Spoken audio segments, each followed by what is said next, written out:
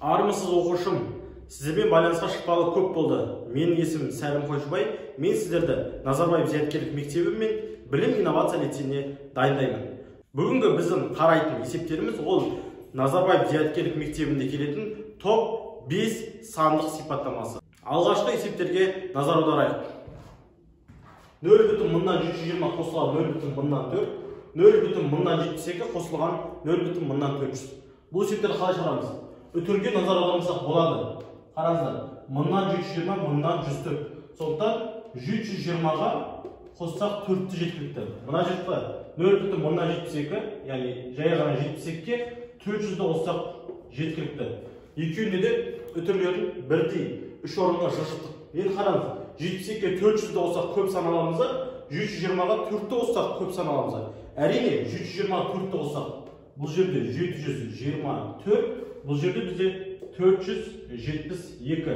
Екі бағаны салыстырған кезде бізде А бағаны үлкенірек, сол себепті бұл есептің жауабы А болады. Келесі екінші есепті қарайық. 3х азайтып 1 тең болады 14-ке. 2y қосылған 1 тең болады 11-ге. Алдымен 2 теңдеу шығарамыз. 3х тең болады 14, минус 1, 10 жаққа плюс 1 болып барады. 3х тең болады 15-ке. X-тің мәнін табу үшін 15-ті 3-ке бөлеміз. X тең болады 5-ке. Енді b бағаны қарайық. 2y тең болады 11 плюс 1, 10 жаққа минус 1 болып барады. 2y тең болады 10-ға. Y-тің өзін табу үшін 10-ды бөлеміз 2-ге. Y тең болады 5-ке. A бағаны да 5-ке тең, b бағаны да 5-ке тең. Екі баған өзара тең болғандықтан біз С жауабын таңдаймыз. Үшінші есеп n кіші 8-ден деп ескертіп қойған. А бағанда n тұр, b бағанда 6 тұр. n кіші 8-ден. 8-ден кіші қандай сан бар? Ол 7. 7 мен 6-ны салыстырсақ қайсысы үлкен? 7 үлкен. Яғни А жауабын белгілесек болады. Келесі басқа санды салыстырайық. n кіші 8-ден. 8-ден кіші 6 деген сан бар. Мына жақта 6 тұра береді. 6 мен 6-ны салыстырсақ екеуі өзара тең. Сонда біз С деген жауапты берсек болады. Сонымен қатар n кіші 8-ден біз 5 деген санды алсақ болады. 5 болады А қатарында, Б қатарында 6 тұра береді. 5 мен 6-ны салыстырсақ 6 үлкен болады. Бұл кезде біз Б жауабын белгілеуіміз. Яғни бір есепте бірнеше жауап таңдауымыз болады. Сол себепті бұл жерде бізге ақпарат жеткіліксіз емес, ақпарат тым көп. Сондықтан біз Д жауабын белгілейміз. Келесі төртінші есеп. 6-ға көбейткенде 6-ға тең болатын санның мәні. Бір сан бар, x деген. Соны 6-ға көбейтсек 6 шығады. X нешеге тең болады? 10 табу үшін 6-ны 6-ға бөлеміз. X тең болады 1-ге. 5-ке көбейткенде 5-ке тең болады сан. Бір сан бар, білмейміз. Біз оны 5-ке көбейтсек 5-ті аламыз. Сонда ол сан өзін табу үшін 5-ті 5-ке бөлеміз. X тең болады 1-ге.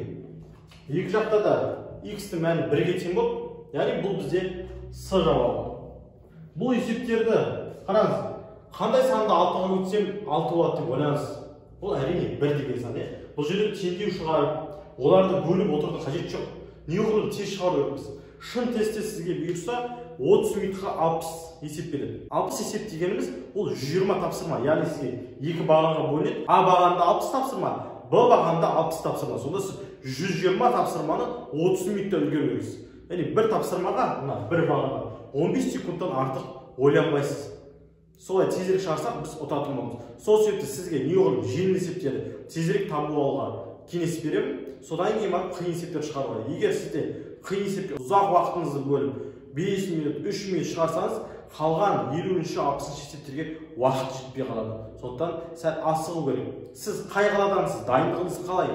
60 есептің 30 минутта нешеуіне дұрыс жауап беріп жүрсіз? Бізге комментарий қалдырыңыз. Мен сізге қазір 5-ші есепті үйретемін. Соңғы 5-ші есеп бізде А бағанында 29-дан кіші ең үлкен тақ санын сұрап тұр. Б бағанында 27-ден үлкен ең кіші тақ санын сұрап тұр. Алдымен А бағанын шығарайық. 29-дан кіші тақ сандар жазып шығарайық. Тақ сан дегеніміз не? Ол 2-ге бөлгенде бір қалдық шығатын сандар, иә? 29-дан кіші тақ сандар ол 27, 25, 23, 21, 19, 17 және осылай кете береді. Осы сандар ішіндегі ең үлкен таңдау. Ол бізде 27. 27 үлкен болатын ең кіші тақсан. 27-ден үлкен тақсандар жазайық. Ол бізде 29, 31, 33, 35, 37, 39 және осылай кете береді. Осылардың ішіндегі ең кішісін таңдау керекпіз. Ең кішісі ол бізде 29. Енді екі бағанды салыстырамыз.